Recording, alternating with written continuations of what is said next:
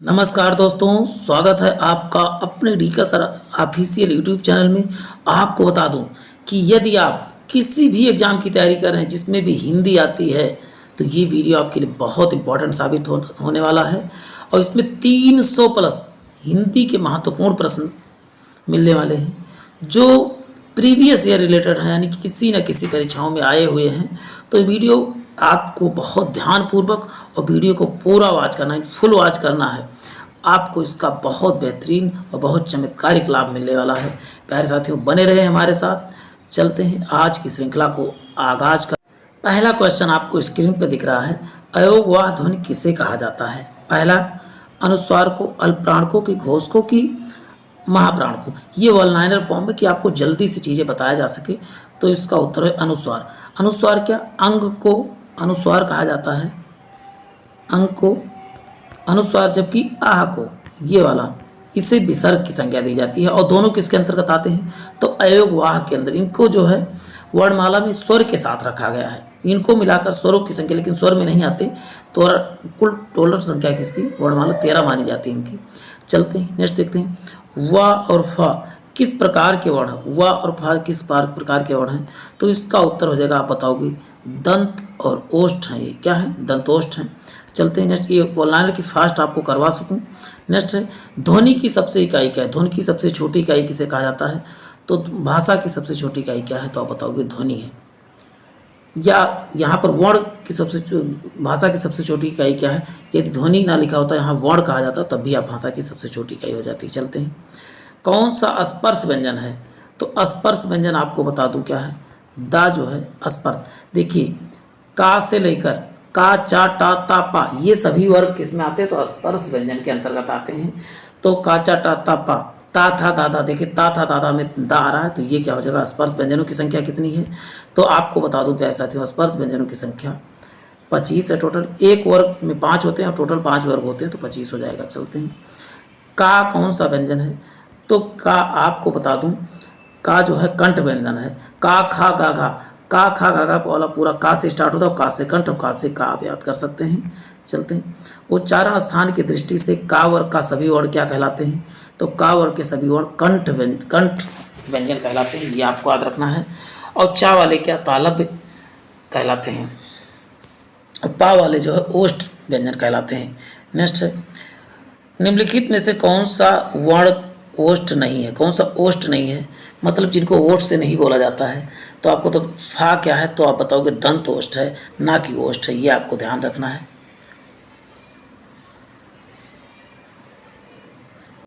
इसमें गलत है, फा भी जो है दंतोष्ठ है। इसमें डी वर्ड कोई था, डी है नहीं, तो इसकी कोई बात ही नहीं। चलिए डी हम बना देते हैं, का कर देते, तो का जो है क्या है? दंतोष्ठ नहीं। चलते हैं नेक्स्ट देखते हैं, निम्नलिखित में से कौन सा वर्ण ओष्ठ नहीं है? तो पा वर्ग पूरा ओष्ठ होता है। और आपको बता दूं कौन सा ओष्ठ है?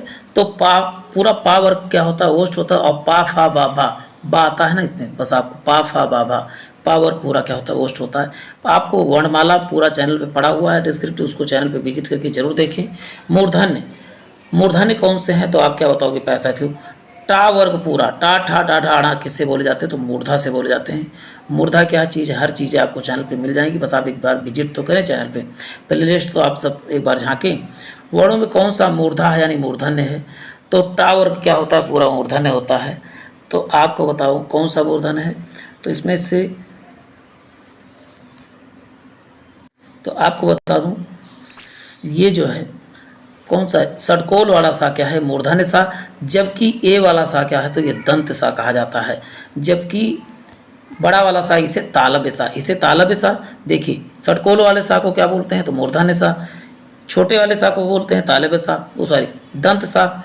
और जो बड़े वाले सा को बोलते हैं तालव्य सा। तो ये तीनों को आपको याद करके रखना है। कौन सा वर्ण महाप्राण है? महाप्राण क्या होते हैं? अल्प प्राण क्या होता है? किसी भी वर्ग का 1, 3, 5 होता है। और महाप्राण क्या होता है? किसी भी वर्ग, 5 वर्ग हैं, तो बताओ 2 और 4। तो बताओ का तो इसमें होगा नहीं, पहले नंबर पे आता है। खा है, क्यों? खा क्या है? दूसरे नंबर पे आता है। किसी देखिए वर्ग में कहते हैं दूसरे नंबर पे आता है। अल्प प्राण महाप्राण क्या है, ये सब आप चैनल पे विजिट करके देख सकते हैं प्यारे साथियों। कौन सा वर्ग क्या है, महाप्राण है। महाप्राण की बात क्या है, 2 और 4 है।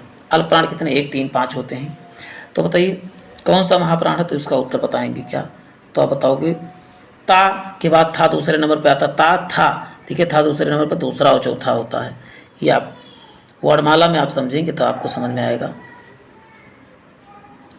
कौन सा संयुक्त व्यंजन है, संयुक्त व्यंजन कौन सा है, तो इसका उत्तर छा त्रक ज्ञा और सरा क्या है, छत संयुक्त व्यंजन है। चलते हैं, छा कैसे बना है प्यारे साथियों, तो आप क्या बताओगे, का और सा से मिलकर बना है।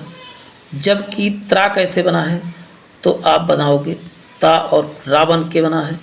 ज्ञा कैसे बना है, तो आप बताओगे जा और प्लस इया मिलके क्या बना है, ज्ञा बना है।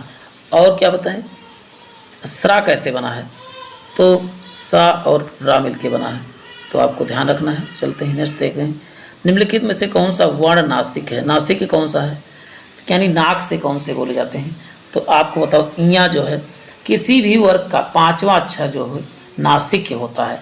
जैसे का खा गा घा आड़ा पा फा बाबा माँ, देखिए लास्ट में जो माँ ता था दादा नौ चा छा चा इया, ये सब 5वां वर्ण क्या होते हैं, तो आप बताओगे नासिक होते हैं। इनका मुंह के साथ साथ जो है नाक का भी प्रयत्न करना पड़ता है।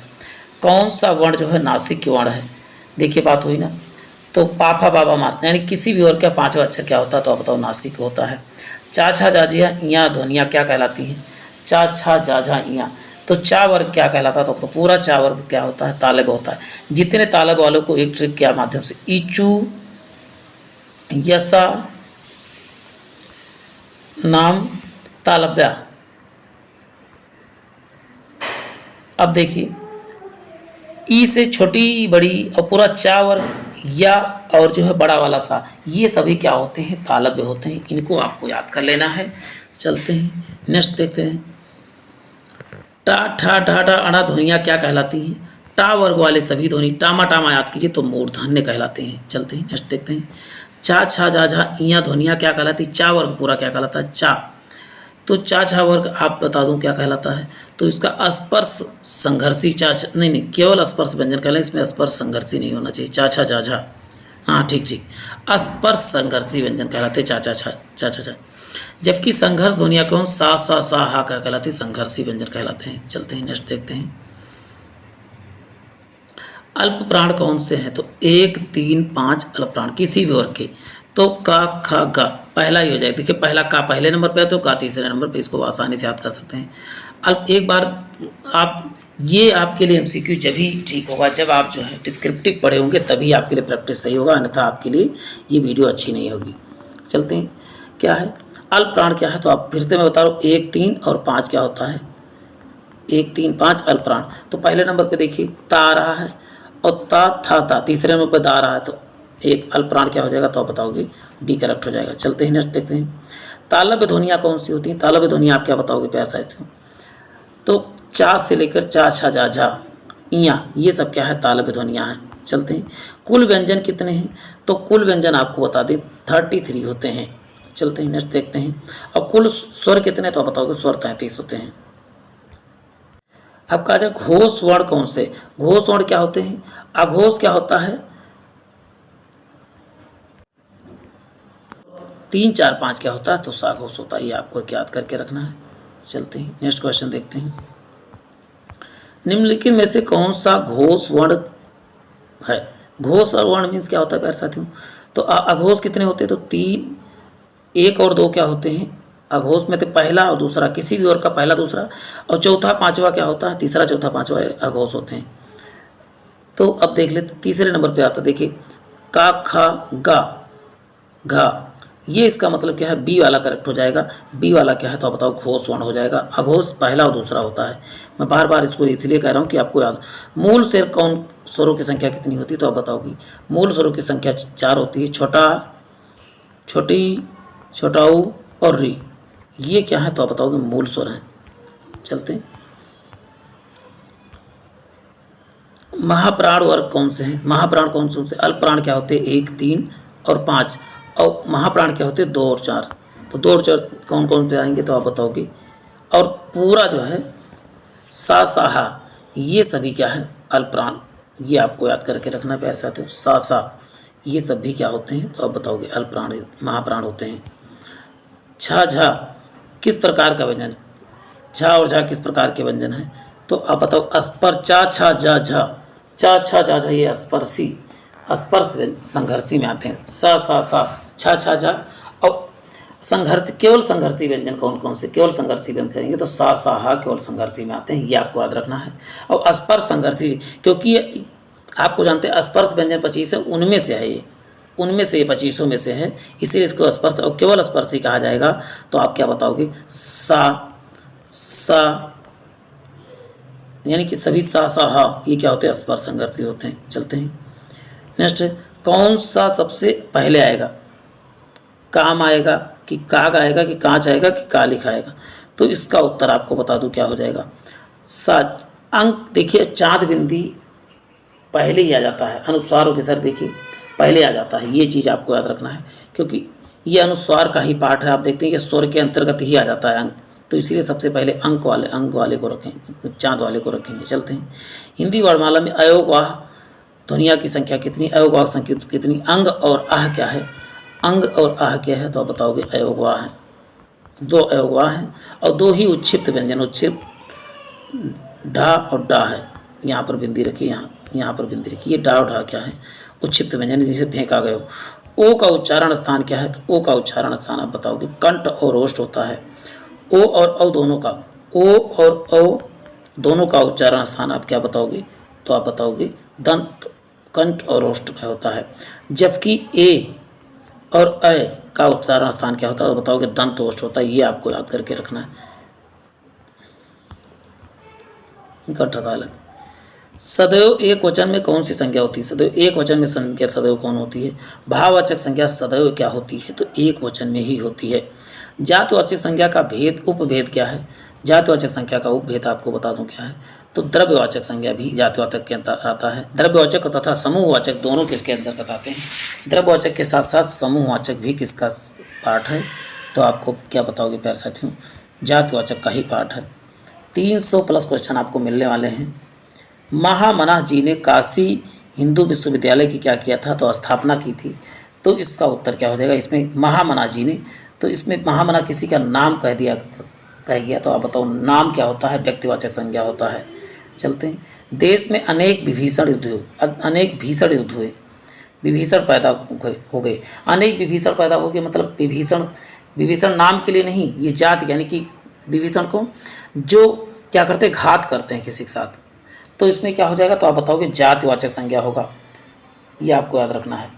यदि विभीषण किसी व्यक्ति को कहा जाता तो वहाँ पर व्यक्तिवाचक संज्ञा हो, लेकिन यहाँ पर विभीषण जो है धोखाधड़ियाँ करने वाले के लिए किया गया। बालक को अच्छाइयों को अपनाओ, बालक को अच्छाइयों को अपनाओ में क्या है तो इसका उत्तर हो जाएगा बालक किसके लिए, बालक के सभी बालकों के लिए, सभी के लिए जो चीज़ प्रयोग होता है उसे जातिवाचक कहा जाता है।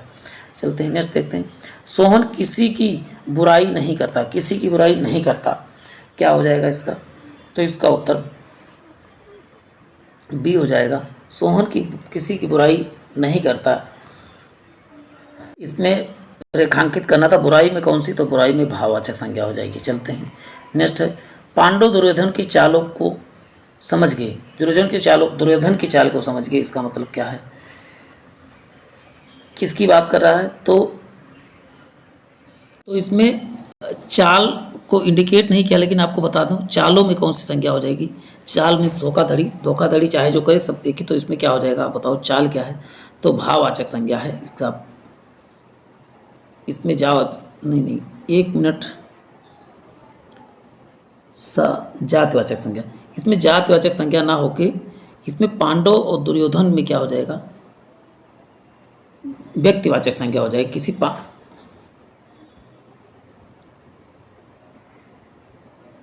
इसमें थोड़ा डाउट है, इसको आपको कंफर्म तो आप इसको जरूर कमेंट बॉक्स में आंसर करें कि इसमें से कौन सा सही हो सकता है। चलते हैं नेक्स्ट देखें। गुरु जी का व्याकरण आज भी प्रमाणिक है, गुरु जी का व्याकरण आज भी प्रमाणिक है, तो इसमें क्या है गुरु जी किसके लिए प्रयोग हुआ है तो इसमें आज कौन सा व्यक्तिवाचक है कि जातिवाचक, तो इसमें ये गलत लगा हुआ है, तो आपको बताओ गुरु जी किसके लिए, गुरु जी के लिए क्या होगा, तो गुरु जी के लिए जातिवाचक। गुरु जी आप किसी को भी कहते हो, जो भी तो सबके लिए प्रयोग होता है उसे जातिवाचक कहा जाता है। चलते हैं नेक्स्ट देखें। गीत के सपनों का सौदागर आया, गीत के सपनों का सौदागर आया, तो इसका उत्तर आप कमेंट बॉक्स में साथ साथ देते रहें। तो सौदागर, यहाँ पर सौदागर को इंडिकेट नहीं, लेकिन मैं बता रहा हूँ सौदागर जो है क्या है, तो ये जातिवाचक। सौदागर मतलब जो भी क्या करता है, सौदा करता है, बेचने वाला है, किसी एक का नाम नहीं लिया गया, सबके लिए प्रयोग हो, तो ये हो जाएगा जातिवाचक संज्ञा हो जाएगा। देखिए नेक्स्ट है, इस देश में हरिश्चंद्र घटते जा रहे हैं। देखिए हरिश्चंद्र घटते जा रहे हैं, इसका मतलब क्या है, सच्चे लोग घटते जा रहे हैं। तो ये सच्चे लोगों को, हर सच्चे लोगों को हरिश्चंद्र कहा गया है, इसका मतलब यहाँ पर क्या हो जाएगा, जातिवाचक संज्ञा। ये आपको ध्यान रखना। देखिए एक एक पॉइंट आपके लिए इंपॉर्टेंट होने वाला। आल्पस पर्वत यूरोप का हिमालय है, आल्पस पर्वत यूरोप का हिमालय है, इसका मतलब यूरोप का हिमालय है, तो यूरोप के हिमालय वैसे तो जातिवाचक है, लेकिन इसको व्यक्तिवाचक बन, तुलना जब किया जाता है तो व्यक्तिवाचक ना होकर ये जातिवाचक बन जाता है, तो जातिवाचक संज्ञा हो जाएगा। चलते हैं, नेताजी अब नहीं रहे, नेताजी अब नहीं रहे, तो इसका उत्तर क्या हो जाएगा, कोई स्पेशल नेताजी जो अब नहीं रहे, मरे। सब नेता की बात नहीं कर रहा है कि सब नेता मर गए, तो यहाँ पर व्यक्तिवाचक होगा। मरने की बात ही की, कोई एक नेता मरे हैं, इसलिए जो है यहाँ पर व्यक्तिवाचक। नहीं तो वैसे नेता कहता तो आप सामान्यतः ये सबके लिए प्रयोग होता। गांधी जी को राष्ट्रपिता कहा जाता है, तो इसमें राष्ट्रपिता क्या हो जाएगा, तो ऑप्शन बी, किसी एक के लिए जब कहा जाए तो उसे व्यक्तिवाचक कहा जाता है। चलते, छात्रों ने अपनी लिखावट पर ध्यान देना चाहिए, अपने लिखावट पर ध्यान देना चाहिए, तो इसमें क्या हो जाएगा, लिखावट, यहाँ पर स्पेशल लिखावट के लिए प्रयोग किया, तो इसका लिखावट क्या है, तो मतलब लिखावट ये भाववाचक संज्ञा हो जाती है। चलते हैं नेक्स्ट देखते हैं। आजकल भारतीय पहनावा बदल गया है, भारतीय पहनावा क्या है, तो पहनावा आप क्या बताओगे, भाववाचक संज्ञा। यहाँ पर इंडिकेट नहीं किया, मैं इंडिकेट दे रहा हूँ, पहनावा के बारे में पूछा गया है, तो आप बताओगे भाववाचक संज्ञा हो जाएगी। मानव के दिलों में ईर्ष्याएं बढ़ती जा रही, तो ईर्ष्या क्या है आप बताओगे, इसमें ईर्ष्या क्या है, ईर्ष्या आप क्या बताएंगे प्यारे साथियों।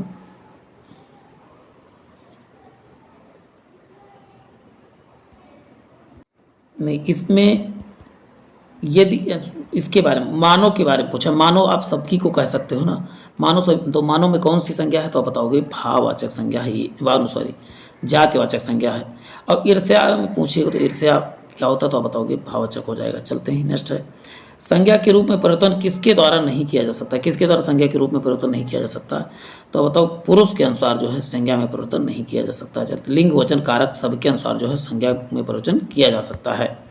अर्थ के आधार पर संज्ञा के कितने भेद हैं, तो अर्थ के आधार पर बता दूं प्यारे साथियों, संज्ञा के 5 भेद हैं, और संज्ञा के मूलतः कितने भेद हैं, तो मूलतः 3 ही भेद हैं।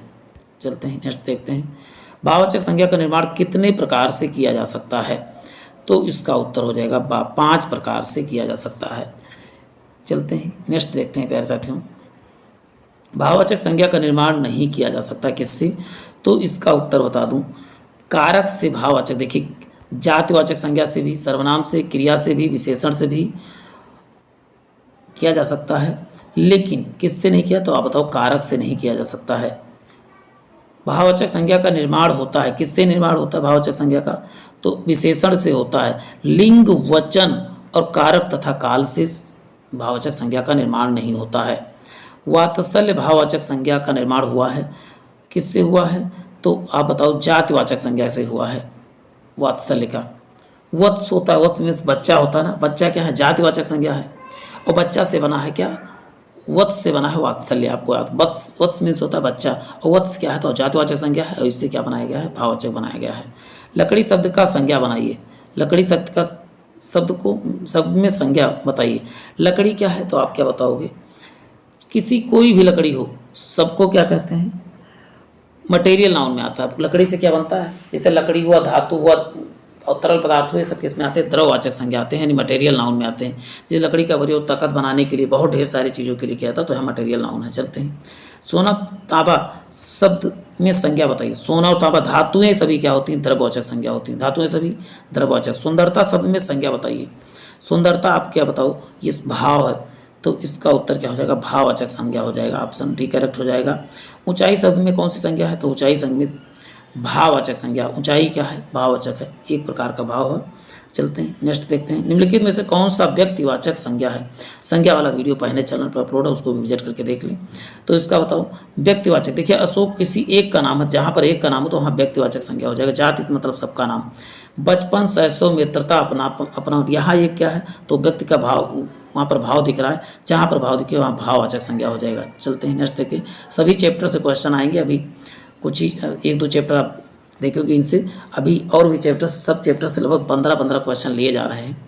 जिस शब्द में से किसी वस्तु, गुण, दोष, कार्य, अवस्था इत्यादि का जो है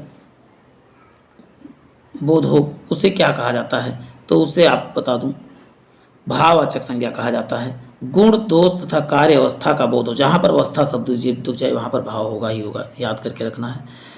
टेट से संबंधित ग्रामर की वीडियो भी अपलोड हो चुकी है, तो उसको भी चैनल पर विजिट करके जरूर देखें। कौन सा शब्द व्यक्तिवाचक संज्ञा नहीं है, ये तो नहीं पूछा जा रहा है, व्यक्तिवाचक संज्ञा नहीं। तो महाभारत देखिए पार्टिकुलर नाम है, यमुना भी किसी एक पार्टिकुलर नदी का नाम है, पटना भी पार्टिकुलर शहर का नाम है, ये ग्रंथ का नाम, लेकिन औरत सभी औरतों को कहा जाता, तो ऑप्शन सी करेक्ट हो जाएगा। निम्नलिखित में से कौन सा द्रववाचक संज्ञा नहीं है, मतलब मटेरियल नाउन कौन सा है, मटेरियल कौन सा नहीं है। देखिए लोहा भी धातु है, तेल भी जो है लिक्विड में आता है, दूध भी लिक्विड में आता है, जबकि घड़ी क्या है तो घड़ी जो है ये जातिवाचक संज्ञा है। यह पानी तो सबका है, वाक्य में यह क्या है, तो यह आपको बता दूं क्या है, सर्वनाम है, मतलब सबका नाम, सबके लिए जो प्रयोग किया जाता है उसे बोला जाता है। नहीं, यहाँ पर कहा गया सर्वनाम तो है, लेकिन सर्वनामिक विशेषण है, यह पानी की विशेषता है, सब पानी नहीं, यह पानी। देखिए संज्ञा के पहले देखिए पानी क्या है, तो आप बताओगे संज्ञा है, कौन सी संज्ञा है, मटेरियल नाउन संज्ञा है, मटेरियल नाउन है। तो जब संज्ञा के पहले जो है कोई सर्वनाम आए उसे सर्वनामिक विशेषण कहा जाता है, ये आपको याद रखना है। कौन सा शब्द भाववाचक संज्ञा नहीं है, भाववाचक संज्ञा कौन सा नहीं है। देखिए मिठाई, मिठाई है कि चतुराई है कि लड़ाई है कि उतराई है, तो इसमें आपको बता दूं मिठाई क्या है, मिठाई जो है एक जातिवाचक संज्ञा है, ना कि भाववाचक है। मिठाई सभी प्रकार की मिठाई को मिठाई कहते हैं, लेकिन कलाकंद मिठाई क्या हो जाएगी, जातिवाचक हो जाएगी जब नाम जुड़ जाएगा। व्यक्तिवाचक संज्ञा इनमें से कौन सा है, गाय है, फूल है कि लाल किला है कि केला। देखिए लाल किला जो है केवल एक का नाम है, जहाँ पर एक का नाम होगा वहीं व्यक्तिवाचक संज्ञा होगा। व्यक्तिवाचक संज्ञा है किसमें व्यक्तिवाचक, जहाँ किसी एक का नाम, तो देखिए ताजमहल किसी एक का नाम है और दूसरा ताजमहल, तो आप बताइए कि ताजमहल इसका उत्तर करेक्ट हो जाएगा। चलते हैं नेक्स्ट देखते हैं प्यारे साथियों, सर्वनाम शब्दों का प्रयोग किसके स्थान पर किया जाता है, सर्वनाम शब्दों का जो है संज्ञा के स्थान पर किया जाता है सर्वनाम शब्दों का प्रयोग। ये एक एक चीज़ आपके लिए इंपॉर्टेंट हो सकता है प्यारे साथियों। पुरुषवाचक सर्वनाम के उपभेद हैं, कौन पुरुषवाचक सर्वनाम के कितने भेद हैं, तो इसका उत्तर हो जाएगा 3 हो जाएगा, उत्तम पुरुष, मध्यम पुरुष और अन्य पुरुष, ये याद करके रखना, उत्तम पुरुष, मध्यम पुरुष और अन्य पुरुष। चलते हैं, निम्नलिखित शब्दों में से कौन सा पुरुषवाचक सर्वनाम के अंतर्गत रखा जाता है, पुरुषवाचक सर्वनाम के अंतर्गत कौन रखा जाता है, तो आपको बता दूं इसमें से मैं जो है करेक्ट हो जाएगा। मैं और हम जो है ये सब पुरुषवाचक, मैं और हम ये सब किस में आते हैं, तो देखिए इसमें उत्तम पुरुष में मैं और हम आता है, जब दूसरे कहा जाए तुम और आप ये हो जाएगा मध्यम पुरुष, और वह और वह क्या आते हैं तो आप बताओगे अन्य पुरुष में आते हैं। ये सबको आपको याद करके रखना है। सर्वनाम शब्दों का प्रयोग क्यों किया जाता है, वाक्य को सुंदर बनाने के लिए, वाक्य को छोटा करने के, अर्थ ग्रहण करने, पुनरुक्ति दोष को रोकने के लिए।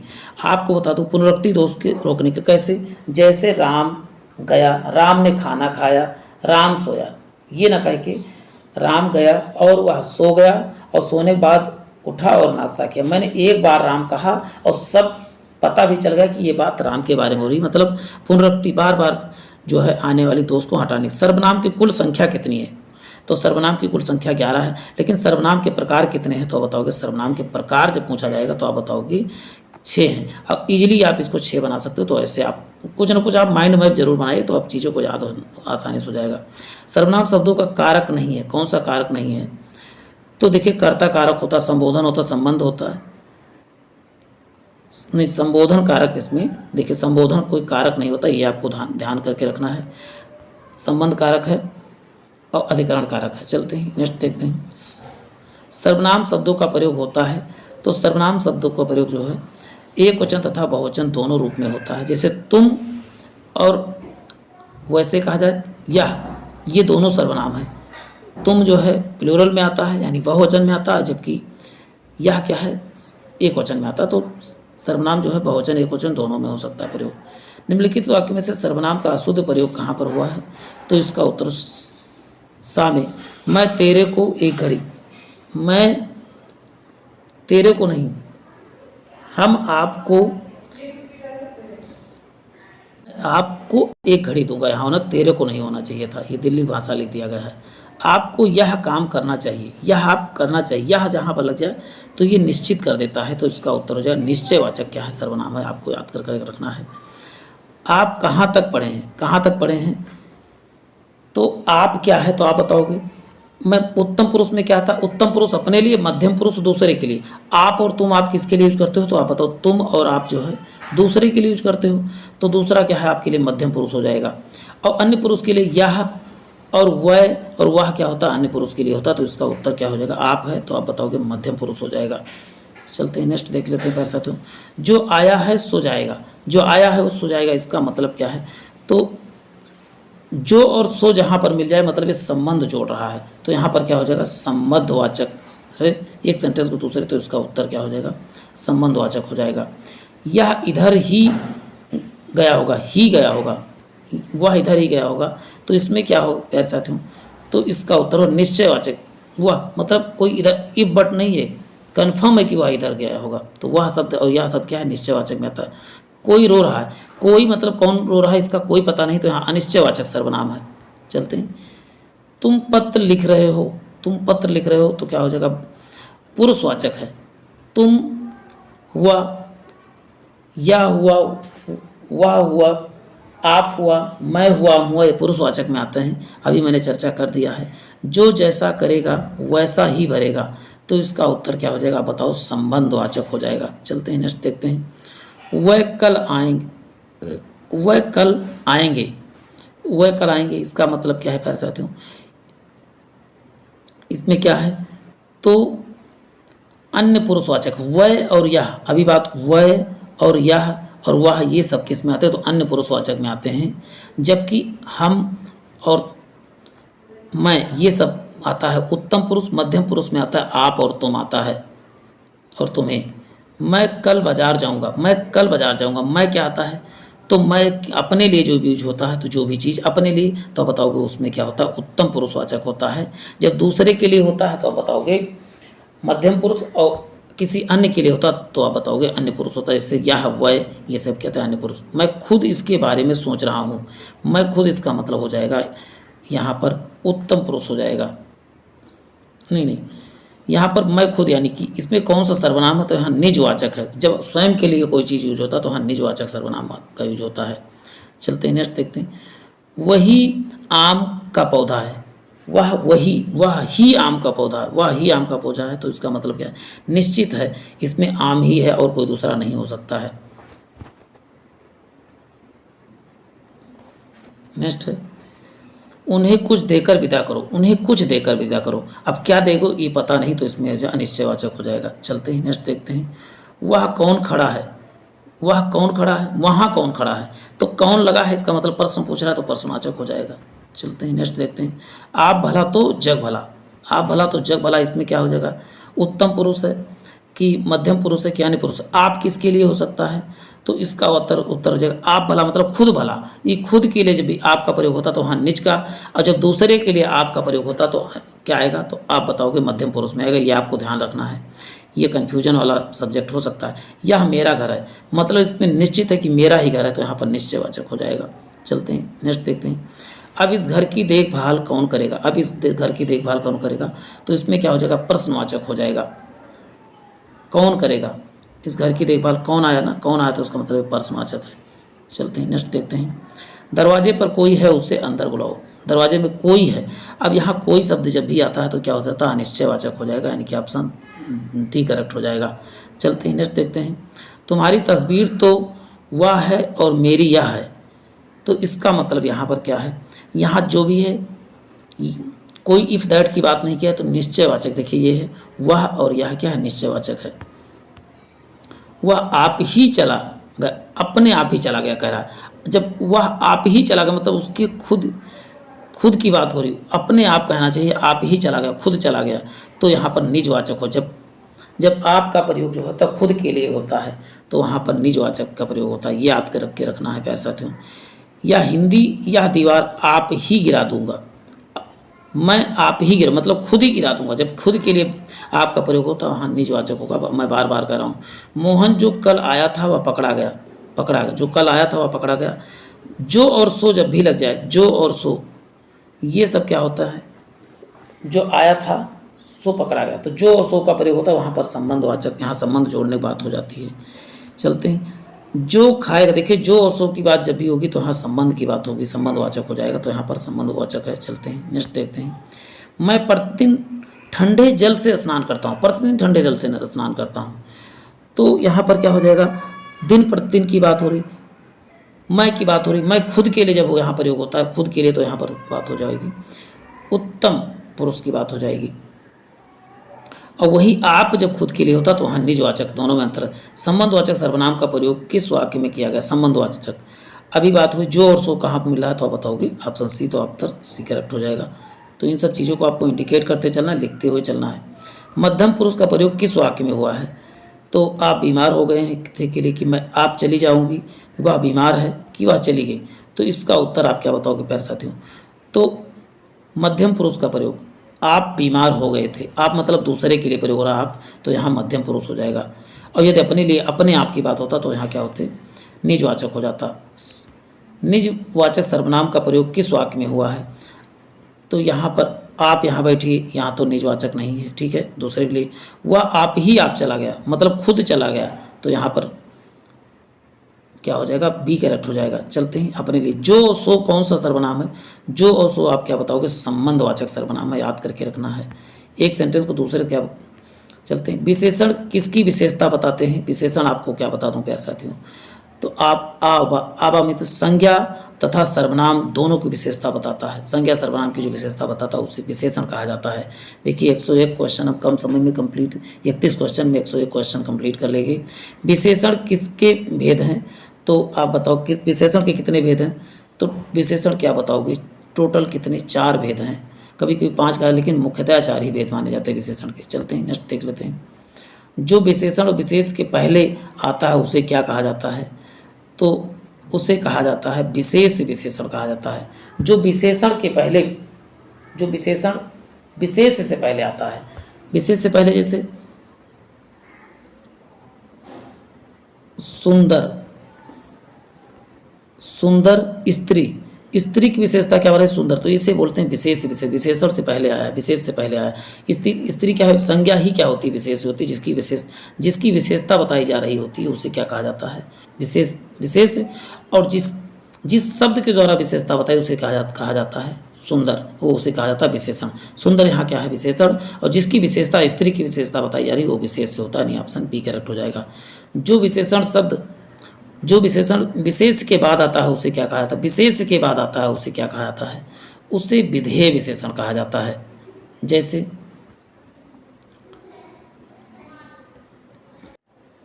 देखिए कहा जाए कि लड़का चतुर है, चतुर है।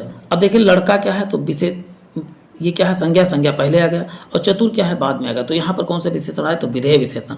जब विशेषण विशेष के बाद आता है उसे विधेय विशेषण कहा जाता है। ये आपको एक एक चीज़ें याद करके रखना है।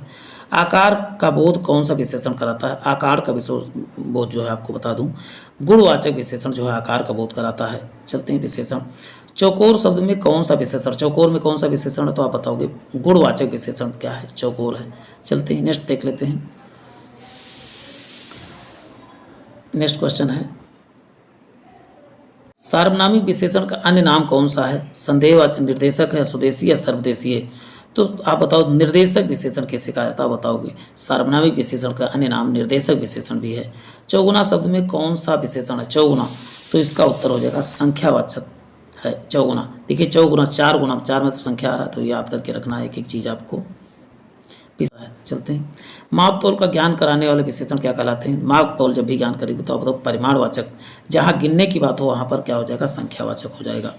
चलते हैं। संख्यावाचक विशेषण के कितने भेद हैं, संख्यावाचक के कितने भेद हैं, तो आप बताओगे 2 भेद हैं। तो एक निश्चित संख्याबोधक और एक अनिश्चित संख्याबोधक। चलते हैं। जैसे कहा जाए कुछ कुछ कबूतर, तो ये अनिश्चित संख्या बोधक हो जाएगा। और 5 कबूतर तो क्या हो जाएगा, निश्चित। तो निश्चित तथा अनिश्चित संख्या बोधक। चलते हैं, परिमाणवाचक विशेषण के कितने भेद होते हैं, तो आप बताओ परिमाणवाचक के भी कितने होते हैं। ये भी अनिश्चित, परिमाणवाचक और निश्चित दोनों, इसके भी अनिश्चित और निश्चित याद करके रखना है। सारे लड़के शोर मचा रहे हैं, सारे लड़के शोर मचा रहे हैं में विशेषण कौन सा है, तो आप क्या बताओगे, अनिश्चित। अब इसमें कौन से लड़के हैं, सारे में से कुछ पता है, निश्चित ही नहीं, सारे में कितने हैं। चलते हैं नेक्स्ट, बाजार में कुछ सब्जियां लेते आना, कुछ लेते आना, कुछ जब भी किया जाए तो संख्या अनिश्चित संख्यावाचक है। नहीं, अब ये कुछ है ना, कुछ सब्जियां लेके आए तो यहाँ अनिश्चित परिमाणवाचक हो जाएगा। जो चीज़ें तौली नापी जाती है उसमें क्या कहा जाता है, उसे परिमाणवाचक। ये आपको ध्यान, सब्जियों को तौल के लाओगे ना, गिन के थोड़ा ना लाया जाता जल्दी। अब कुछ होता है हालांकि कुछ गिन के मिलते, तो आपको अपवाद ध्यान नहीं देना है। थोड़ी मलाई देना, थोड़ा जब भी मलाई देना, थोड़ा मलाई कैसे देते हैं तो आप बताओगे, तो इसका उत्तर मलाई कैसे तौल के दिया जाता है, तो आप बताओगे अनिश्चित परिमाणवाचक है। चलते हैं नेक्स्ट देखते हैं, कक्षा में थोड़े लड़के बैठे हैं, थोड़े लड़के बैठे तो इसका उत्तर क्या होगा, अनिश्चित है। थोड़ा थोड़ा शब्द का ही प्रयोग हो तो अनिश्चित हो जाएगा, याद करके रखना है, अनिश्चित है। चलते हैं नेक्स्ट देखते हैं, 10 ग्राम सोना खरीदा है, 10 ग्राम सोना खरीदा है, तो 10 है एकदम निश्चित कहा गया, तो निश्चित। और जहाँ पर भी नाप तौल की बात होती परिमाणबोधक कहा जाता है उसे। रात को श्याम से तिगुना फायदा हुआ, राम को श्याम से तिगुना, तो तिगुना यहाँ पर क्या हो जाएगा, आपको बता दूं निश्चित संख्यावाचक बोझ हुआ। देखिए 1 गुना से 3 गुना, नहीं 3 एकदम कन्फर्म की बात किया गया है, लेकिन एक क्रमवाचक जो है संख्यावाचक विशेषण है। एक गुरुस पेंसिल ले आना, एक गुरुस पेंसिल आने में कौन सा विशेषण है, तो आप क्या बताओगे प्यारे साथियों, उसमें एक शब्द का प्रयोग किया गया और निश्चित है, मतलब एक ही लाना है। चलते हैं, और संख्या के कुछ आदमी पेड़ पर चढ़ गए, कुछ कहा गया तो उसका मतलब क्या है, अनिश्चित संख्यावाची हो जाएगा। मनुष्यों को गिन सकते हो इसलिए अनिश्चित संख्यावाची हो जाएगा। चलते हैं, घड़ों पानी व्यर्थ बह गया, घड़ों पानी व्यर्थ बह गया में कौन सा विशेषण है, तो इसका उत्तर क्या हो जाएगा, अनिश्चय परिमाणवाचक। कितना बहा कुछ पता नहीं, घड़ों पानी मतलब बहुत ढेर सारे घड़े से पानी, बहुत ढेर सारे।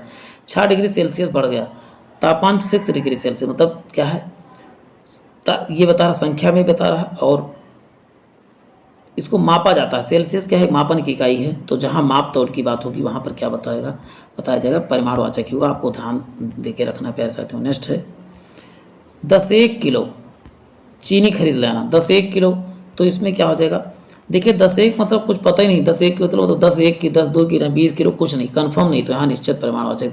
और चीनी किलो में तौली जाती है, जहाँ तौल नाप की होगी बात होगी वहाँ परिमाणवाचक हो जाएगा। आज माँ ने बड़ा लजीज भोजन बनाया, बड़ा लजीज बनाया, तो इसका उत्तर क्या है, गुणवाचक। जब देखिए लजीज क्या है, तो आप विशेषता बता रहा है भोजन की, तो आप गुणवाचक हो जाएगा।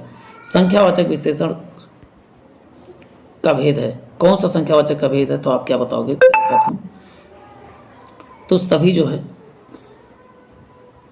गणनावाचक भी है, क्रमवाचक है, समुदायवाचक भी है। चलते हैं नेक्स्ट देख लेते हैं, कुछ 300-400 रुपये, कुछ 300-400 रुपये क्या हो जाएगा, तो 3 या 400 का निश्चित नहीं तो अनिश्चित हो जाएगा। सालों बाद उसका प्रवासी पति लौटा है, इसका क्या हो जाएगा, तो ऑप्शन बी करेक्ट हो जाएगा, अनिश्चित संख्यावाचक हो जाएगा। चलते हैं नेक्स्ट देखते हैं प्यारे साथियों। नेक्स्ट है, जापानी लोग बहुत शर्मशील होते हैं, वाक्य में विशेष क्या है, विशेषण कौन सा है, विशेषण इसमें से कौन सा है, बहुत शर्मशील। जापानी लोग क्या शर्मशील होते हैं, तो शर्मशील क्या हो जाएगा, आपको बता दूं इसमें से कौन सा, तो गुण बताया जा रहा है, तो अब गुणवाचक विशेषण हो जाएगा। चलते हैं, विशेषण की अवस्थाओं को यह भी कहा जाता है, विशेषण की अवस्था को और किस नाम से जाना जाता है, तो तुलनावस्था भी कहा जाता है। विशेषण की अवस्था को तुलनावस्था भी कहा जाता है। विशेषण की अवस्थाएं होती हैं, तो कितनी अवस्थाएं होती हैं, तो आप बताओगे क्या होती हैं, तो आप बताओगे 3 अवस्था होती हैं, मूलावस्था, उत्तरावस्था, उत्तमावस्था। 3 मूलावस्था मैं आपको फिर से लिख दे रहा हूँ, मूलावस्था और उत्तरावस्था और उत्तमावस्था ये आपको ध्यान दे के रखना। उत्तमावस्था, गीता सबसे कुरूप है, इस वाक्य में विशेषण है, कौन सा विशेषण है, तो इसका उत्तर क्या हो जाएगा, सबसे मतलब उत्तमावस्था, मतलब उससे सुंदर कोई हो ही नहीं सकता। अब कहा जाए गीता सीता से सुंदर है, तो वहाँ तुलना किया था, तो वहाँ उत्तरावस्था हो जाती, और सीता सुंदर है तो वहाँ मूलावस्था हो जाता है। ये तीनों को याद करके रखना है। राधा बहुत सुंदर है, इस वाक्य में प्रविशेषण है, तो इसमें प्रविशेषण कौन सा है? तो जो ये देखिए विशेषण की भी विशेषता, सुंदर क्या है विशेषण, और विशेषण की विशेषता बहुत शब्द बता रहा है, तो यहाँ प्रविशेषण क्या हो जाएगा आप बताओगे? बहुत हो जाएगा। बहुत कितने नंबर पे दिया तो आप बताओ? सी यानी 7 नंबर पे दिया है। चलते हैं, प्रधानमंत्री आवास 5वीं मंजिल पर है, 5वीं मंजिल पर है, तो यहाँ पर क्या हो जाएगा?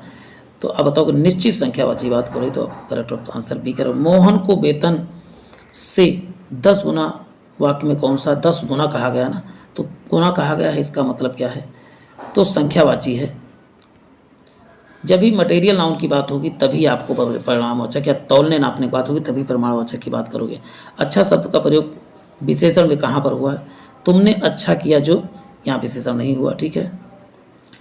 यह स्थान बहुत अच्छा है, देखिए बहुत अच्छा यानी कि जहाँ अच्छाई यानी विशेषण की बात की गई तो ऑप्शन बी में। जबकि अच्छा तुम घर आ गई, इसमें भी विशेषण यानी कि कोई विशेषता नहीं बताई जा रही, तो केवल ऑप्शन बी के। आपने पी के पिक्चर देखी हो तो वहाँ बताया गया अच्छा का प्रयोग कितने तरीके से किया जा सकता है। निम्नलिखित में से विशेषण कौन सा है? विशेषण है सुलेख है, आकर्षक है, खर्च है कि पौरुष है? तो इसका उत्तर क्या हो जाएगा? बी, आकर्षक। मकान, मकान की विशेषता आकर्षक बता रहा है। चलते हैं नेक्स्ट देखते हैं। नेक्स्ट है आकर्मक क्रियाएं बताइए। मोहन खाता है, मछलियाँ तैर रही, सोहन पढ़ता है, ये सभी। तो इसका आकर्मक क्रियाएं किसमें है? तो आपको बता दूं, मछलियाँ तैरना जहाँ प्राकृतिक क्रिया होती है वहाँ क्या होता है? तो आप बताओगे तैरना, ये क्या हो जाएगा? आक्रामक क्रिया है। जहाँ कौन और क्या करते, देखिए मछलियाँ क्या कर रही हैं? तैर रही हैं।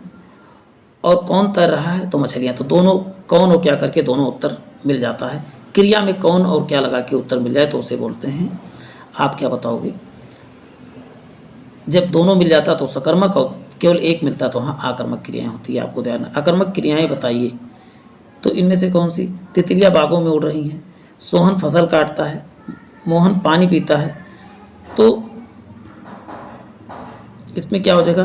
तितलियाँ बागों में उड़ती हैं, ये उड़ना जहाँ पर कौन सी क्रिया? तो उड़ना आपको क्या बताऊँ प्यारे साथियों, उड़ना जो है जहाँ पर भी प्रयोग होता है उड़ना जो है ये आकर्मक क्रिया के रूप में यूज होता है। चलते हैं, आकर्मक क्रियाएं बताइए। सोहन देखता है, राधा उठ गई। तो इसमें से आकर्मक क्रिया कौन सा? तो राधा उठ गई। चलते हैं नेक्स्ट देखते हैं।